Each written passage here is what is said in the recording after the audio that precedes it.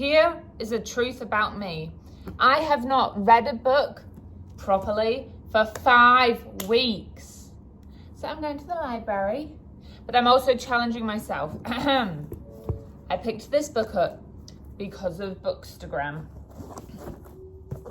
I picked this book up because of Bookstagram. I picked this book up because of Bookstagram. I picked this book up because of BookTok, actually. BookTok. I picked this book up because of Bookstagram. And this is the only book that I haven't read because of Bookstagram. And this is the book that I think I'm going to leave here. The rest of this, guys, let's go to the library. Here are 3 truths about me right now with my reading. Truth number 1, I am 25 books from reading 100 books in my Goodreads reading challenge. That averages out to be 1 book every 3 days for the rest of the year. Truth number 2 about me, I have had some sort of bookish social media platform for the past 5 years, and ever since I started Bookstagram, I was choosing books based off of what I thought people wanted me to read, what was popular. Because your girl had met FOMO. Heya. Which subsequently flows into fact number 3.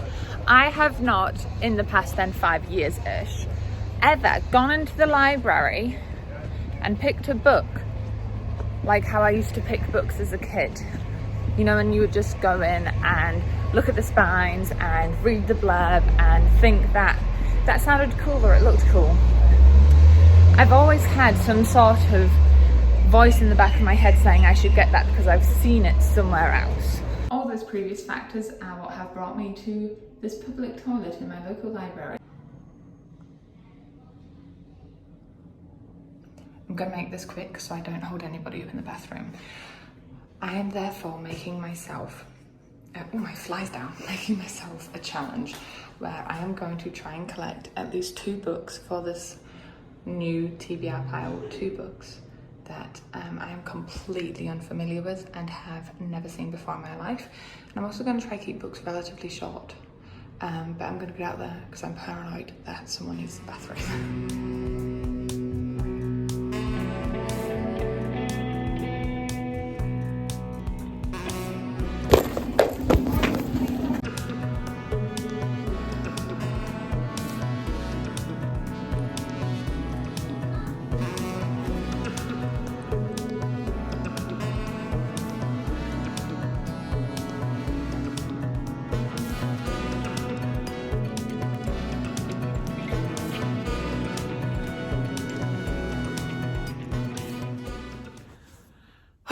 Okay, I am back. It has been so long since I've had to make one of these awkward thumbnails. 3, 4, 5, 6, 7, 8, 9, 10. Oh, 10. I didn't even realize 10 books. And I actually totally forgot. I also have about a bajillion gazillion bookmarks. So I'm going to go through quickly and show you what I did end up picking up from the, I was going to say supermarket, the library. And I'm going to match them with my bookmark. So one of the challenges I set myself was to pick up 2 books that I hadn't seen or heard about before, and I did manage to meet that. I honestly thought I was going to do better than this, especially out of 10 books. That's a 20% ratio. I thought I'd get better. But you know what? Start small, I hit the goal. This is the first one that caught my eye because of the gorgeous cover. It is called In This Desert There Were Seeds. So it's like present tense to past tense. The color scheme is just absolutely beautiful. And all I need to do with this one is read the beginning of the blurb. It says, endangered tigers connecting telepathically through time travel, a guard's ethical dilemma at a history museum, a slaughterhouse worker's memories of his dead wife, a monochrome town upended by a wild watermelon. In This Desert There Were Seeds is an intimate collection of past and future dreams. Also, it's Western Australia and Singapore voices. So it's an anthology collection, which I was thinking might help me with my reading. They're pretty short stories in here. I'm just really intrigued by this one. I'm excited to read more. Oh, I've actually only just noticed there's actually faces in the plants. So pretty. And I'm actually excited about this. And this is what I was talking about earlier, that I miss having that excitement of just scrolling. I say scrolling. Wow, that just shows how embedded I am with how I receive and find my books. Now I've lost my train of thought. Oh my gosh. It's just good. I think it's a good way. Okay, I have actually genuinely lost my train of thought. But basically, I want to say that I'm happy that I have picked that book up because I never would have picked it up earlier. For bookmark, I'm going to go for this pretty little lady here because when I pop her in, she has a little lemon there. Do you see that? Which I think goes really cute with the book. I also cleared off this space on my shelf so that I can pop them up there. The second one I picked up is this one. This is Pursuit by Joyce Carol Oates, which I will not lie, looked quite literary. And I was like, ooh, I can read this. It's short. This will make me feel smart. But mostly, I also really was intrigued by this idea of a woman having a nightmare night after night after night. But then she grew up as an adult. She thought she lost her demons until the night before her wedding when the dream revisited her again. Blurb has this weird little thing where it just stops. So basically our main character, her name is Abby. Then a day after exchanging vows, Abby steps into traffic, and then the blurb just like swaps completely into saying, as his wife lies in her hospital bed, Willem tries to determine whether it was truly an accident. So it feels like it could have an interesting like plot progression situation. And also, I don't know, it was just really pretty cover that sucked me in. Okay, you know what? I feel like this matches that green to give it like a really luxurious feel. To be fair upon myself, this one I also picked up the last time I was at the library, not knowing anything about the book either. So technically I could count this as my third book that I didn't pick up because of bookish social media. But this is Luster, and it follows a woman who basically is having a good old midlife crisis. She's just trying to survive, but then she meets Eric, who is in a relationship, and him and his wife have a kind of weird open relationship situation. So our main character, Eddie, kind of gets involved with that, and it's a discussion about shifting landscape of sexual and racial politics as a young black woman.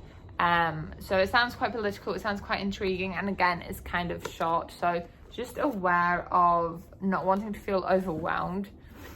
I feel like my tarot card of the Lovers works well with the vibe I'm getting and the warm tones. Okay, let's just get this out of the way. I picked up Obsidio. I was just talking about like smaller books. I picked up Obsidio because I have been wanting to finish this series for the longest time. I have had this book out, no joke, maybe 4 times from the library, and I just always return it. But for some reason, I felt like this was the TBR pile to do it in. I felt like this is the day. In terms of a bookmark, I do have 2 specifically spacey ones. I feel like I want to go for the spaceman with the whale. I don't want this video to drag on too long, so I won't talk too long about these probably more familiar books. But basically that one's a really good sci-fi series which has a whole different way of telling a story through the different texts like letters, audio logs, images and stuff like that. Now I will admit the rest of these books that I'm looking at here I have picked up because I have seen them floating around online. Here is a sneak peek at them, but also in fairness to me, I picked these up because like I want to read them.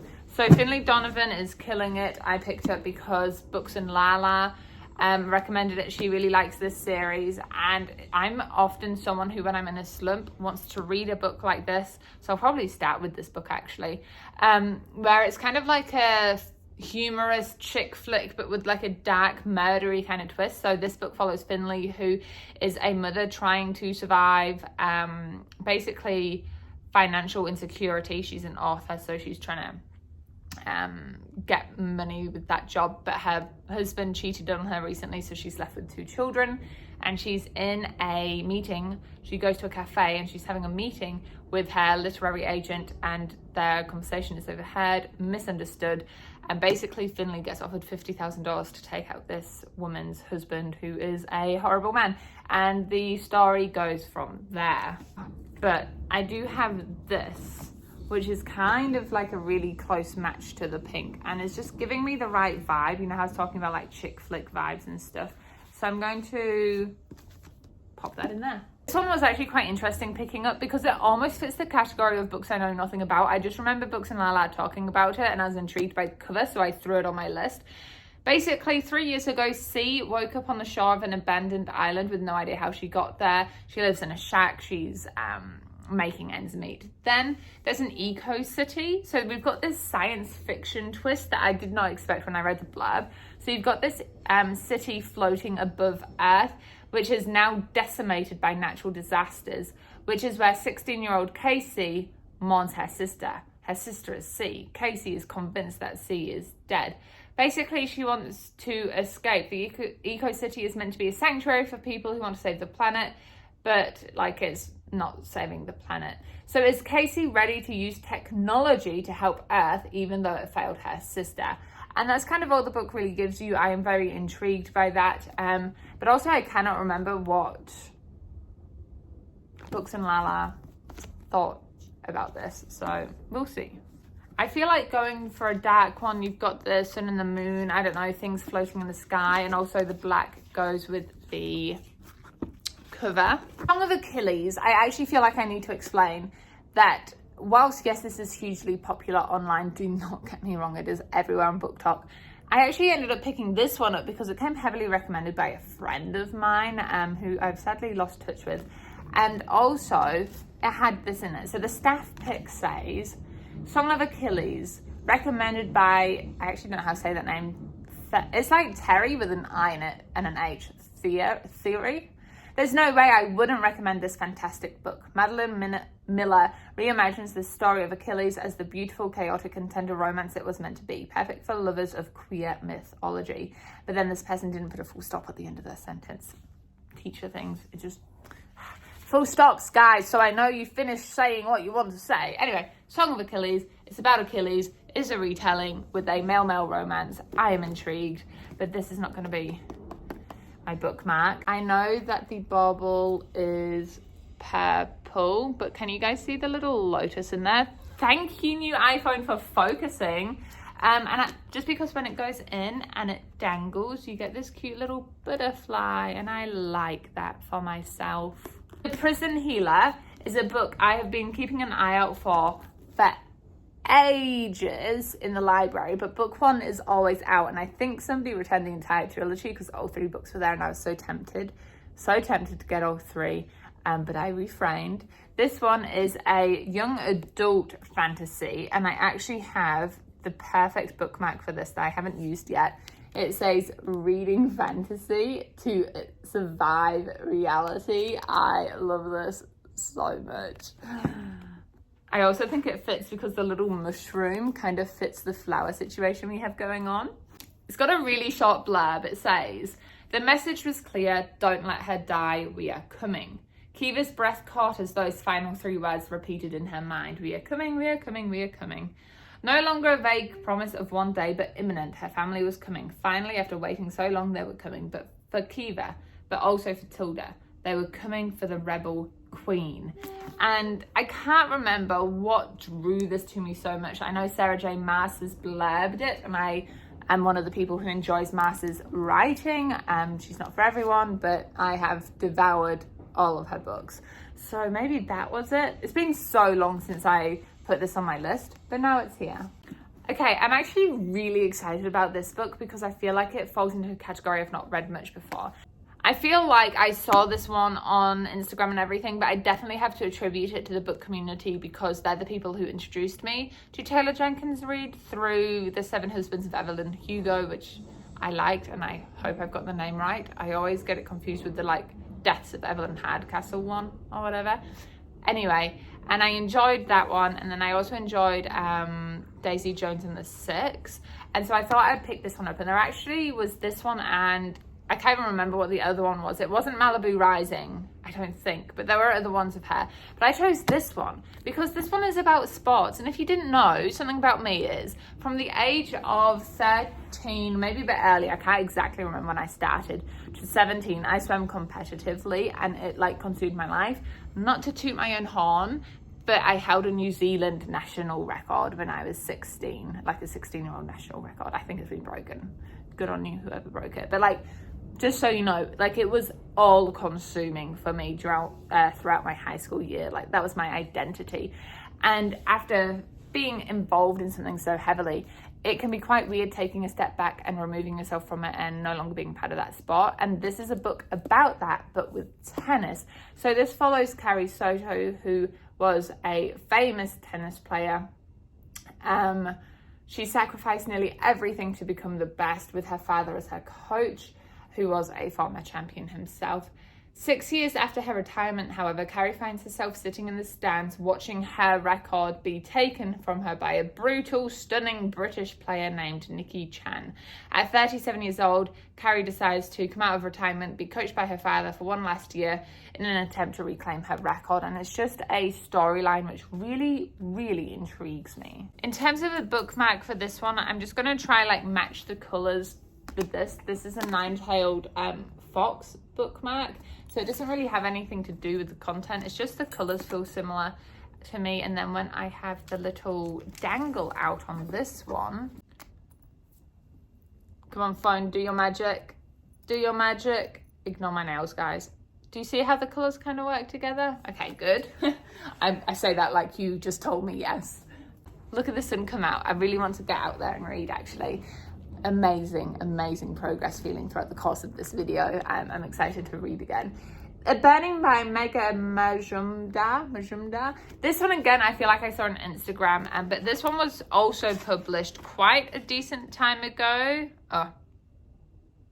2020. That just made me feel like the past 3 years of my life have been simultaneously forever, but also a blip. Wow. This one is, I'm not gonna lie, a little bit out of my normal reading genre. I don't mind heavy contemporary topics, but when they get really realistic, they can sometimes just not give me the escapism that I want, which is why I read. But I'm also pushing myself to read outside of my boundaries, and I thought as well this was kind of short. I say kind of short. I don't think it's quite, it's not quite 300 pages. So for me, that's like quite a short book. Now, this one is about a girl who walks through the slums of Kolkata holding an armful of books. That's what got me hooked, I think. She returns home smelling of smoke and checks her most prized possession, a brand new smartphone purchased in installments. And on Facebook, there is only one conversation. Hashtag Kolabagan train attack. On the small glowing screen, she types a dangerous thing. If the police didn't help ordinary people like you and me, if the police watch them die, doesn't that mean that the government is also a terrorist?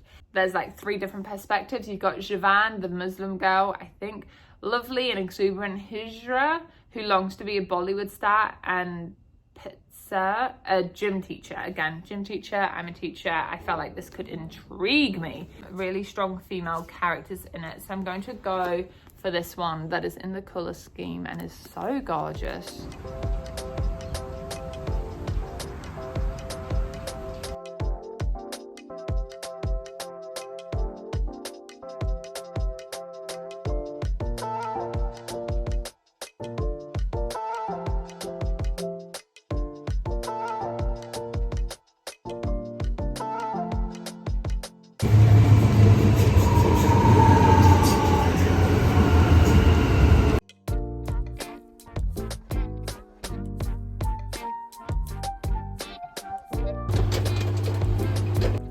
Alrighty, so we're home now.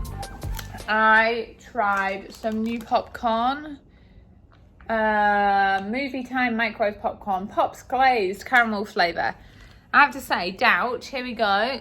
That does not look like glazed popcorn to me. At least not like how I make my caramel popcorn.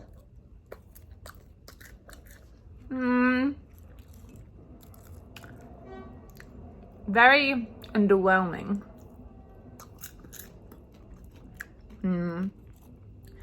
Still good. I'm not gonna lie, it's still good, but it's like just popcorn. There's not really caramel. You only know if you try. I am up to page 121 though of Killing It, and I am really loving it to the point where I actually think I'm going to skip the gym, which might be the wrong decision, but I'll go to the gym tomorrow. But I want to read this, and this is my priority right now. I want to get back into reading. I've got to balance things, so that's what we're going to do. I'm going to sit here and I'm going to read alongside my backup snack. Good morning, everybody. It is the next day. Let's talk about Finley Donovan is killing it. Whilst I get myself ready for school because I need to catch a train in 5 minutes, I just thought I would wrap this up because I finished a book last night. I finished this book in one day after having a like 5-week reading slump. To finish a book that quickly, I'm very proud of myself, and I have to say I feel like this video has been a successful mission. What I've learned about myself is that when I make myself get over that hump of just starting a book, I will most likely get into a book. I like a lot of types of novels, and the big barrier for me a lot of the time is just not making the time for me to read. And this coincides with a video I'll be putting out later about like my social media use and trying to decrease it. Just picking that book up on the train yesterday had me absolutely hooked. Overall review for the book, I don't know if I can give it 5 stars. I feel like it's 4.5.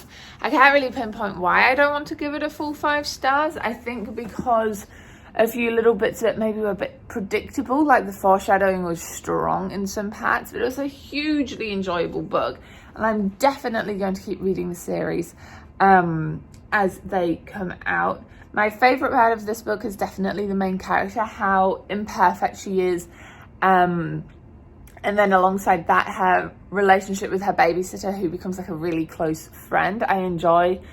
I just enjoy their friendship, and I enjoy Finley Donovan as a character. I think she's quite interesting. I think the pace of the book was good. It kept me turning the pages, and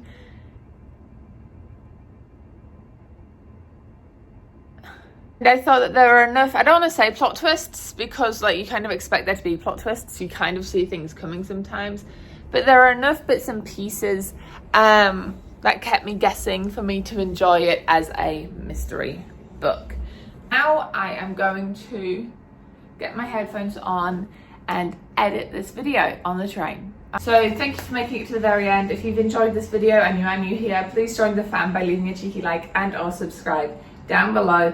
And who knows where the future will lead us with this channel. I'm still figuring it out, but ultimately I'm just being myself, and that looks like book stuff, vlogs.